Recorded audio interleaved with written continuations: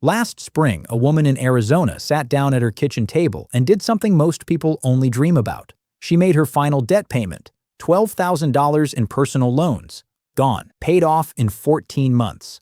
She called her mom. She cried a little. She told her husband it was the best financial decision they'd ever made. 8 weeks later, her transmission failed. The repair estimate came in at $3,200. Her savings account had $180 in it because every spare dollar for the past 14 months had been aggressively sent toward the debt, so she put the repair on her credit card at 23.99% interest.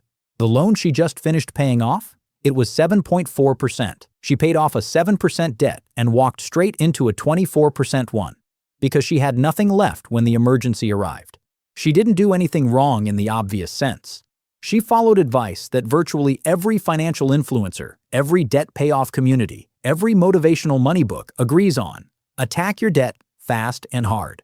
And that advice, followed correctly, led her directly into worse debt than she started with. I'm Unus, and this is Wealth Tactics, the channel where we decode the psychology hiding behind your everyday money decisions. And today, we're taking apart the most emotionally satisfying piece of bad financial advice most people have ever received. Here's the rule we're going to come back to for the entire video.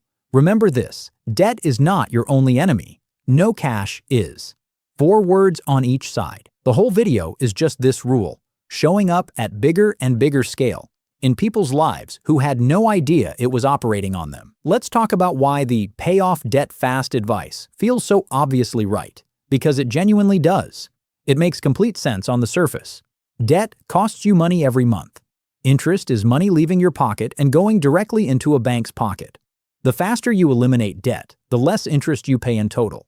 Mathematically, this is true and not even close. If you have a $10,000 loan at 8% interest and you pay it off 2 years early, you save over $1,000 in interest. That's real money that stays in your hands. And beyond the math, there's the psychological weight of it.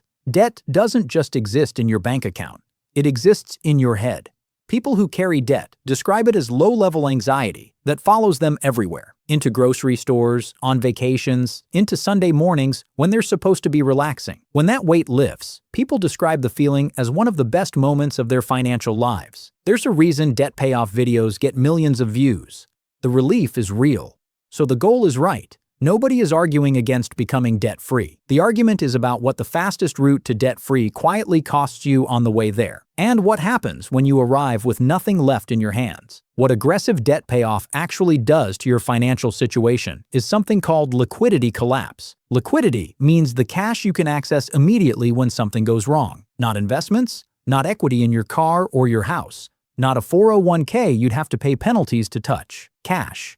The kind that doesn't require selling anything, calling anyone, or waiting 3 business days for a transfer to clear. When you send every available dollar toward debt, your liquidity collapses toward zero. Your net worth is improving on paper. You owe less, that number is going down. But your ability to absorb any unexpected cost without taking on new debt is shrinking at exactly the same rate. And here's the sentence that almost never appears in debt payoff advice. The most financially vulnerable moment in most people's lives is not when they have the most debt. It is when they have paid off most of their debt and have no cash left. Because here's what happens next. Something breaks. Something always breaks. And with no savings buffer to absorb the cost, they reach for the only available tool, credit. Usually the most expensive credit they own, a credit card at 20%, 24%, sometimes higher.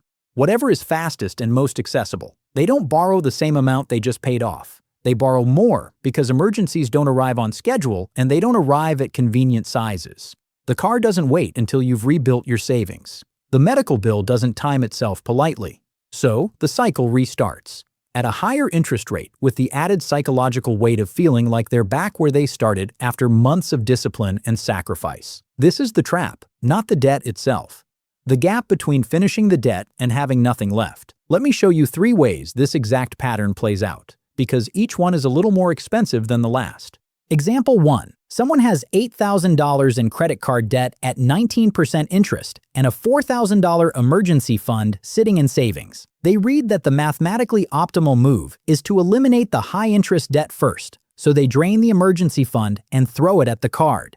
Now they have $4,000 in remaining debt and 0 cash. 3 months later, their water heater fails. Replacement cost, $1,400. They put it on the credit card. They're back to $5,400 in debt, and they just financed a water heater at 19% interest.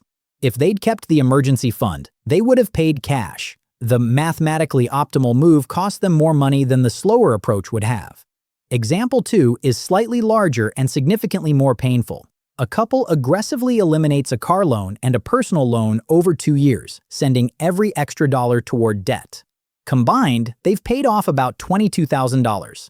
Their savings at that point, $400. Then one of them loses their job, with no cash runway to cover even 1 month of basic expenses. Without borrowing, they're on a credit card within 3 weeks. Debt, they'll spend the next 4 years paying off. 2 years of consistent sacrifice erased in less than a month by the absence of a buffer they could have kept the entire time without it costing them anything dramatic. Example 3 is the most counterintuitive, and it's the one that changes most minds when people actually do the math. 2 people each have $15,000 in debt at 7% interest and $500 a month to put toward it. Person A sends the full $500 toward debt every month. 0 emergency fund. Person B sends $250 toward debt and puts $250 into a basic savings account every month. After 2 years, Person A has paid off more debt on paper. That part is true, but Person B has built 6 months of basic expenses in savings. Then, both of them face the same $2,500 emergency. Person A borrows at 22% interest. Person B pays cash. Run the numbers out to year 3, and Person B has less total debt than Person A, even though Person A was the one attacking it harder. Slow, balanced debt payoff can leave you in a better position than fast, aggressive payoff. Not because fast is wrong, because fast plus empty is wrong. Here's the objection you're probably sitting with right now. But doesn't keeping savings at 4% while carrying debt at 7% mean I'm losing money on the interest spread? Yes.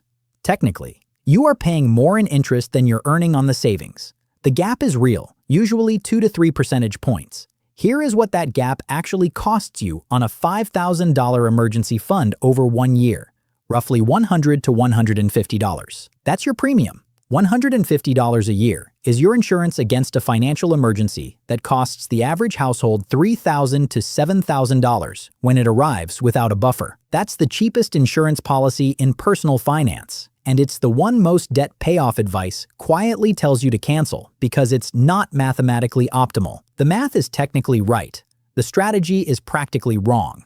Those are 2 different things.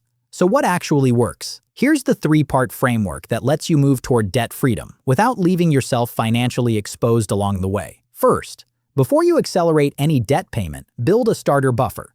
Not a full 6-month emergency fund, just 1 month of basic expenses in a separate savings account. Not invested, not tucked into a retirement account where it takes days or penalties to access. Cash, available same day. This is your most important financial asset while you're carrying debt, because it is the only thing standing between a bad month and a spiral that takes years to unwind. Second, match your debt payoff speed to your actual income stability. If your income is predictable and your job is secure, you can afford to be more aggressive. If your income is variable, freelance, commission-based, seasonal, you need a larger buffer before you accelerate, because for you, the emergency isn't hypothetical. It's statistical. You just don't know the date yet. Third, never pay more than the minimum on any debt until that starter buffer exists. This is the one that feels completely wrong. It goes against every instinct, every piece of advice, every motivational post you've ever seen about debt. But minimum payments plus a growing buffer is a stronger real-world financial position than 0 balance plus 0 savings. You are not trying to optimize the number on your statement. You are trying to survive whatever comes next without making your situation measurably worse when it does. Here's the rule one more time. Debt is not your only enemy. No cash is. Paying off debt quickly is a good goal. Paying off debt quickly while your financial life becomes fragile enough to collapse on 1 bad month. That is not a strategy. That is a setup. Your statement will show your debt going down, and it will feel like progress. It is progress. Just make sure there's a number going up somewhere at the same time, because the number that saves you when something breaks isn't your loan balance. It's whatever is sitting in your account the morning the emergency calls. If this changed the way you think about your own payoff plan, subscribe to Wealth Tactics. Every week, we take one more piece of money advice that sounds obviously correct and show you the part nobody mentions. Drop a comment and tell me which example hit closest to your own situation. I read everyone. This has been Unis for Wealth Tactics. See you in the next episode.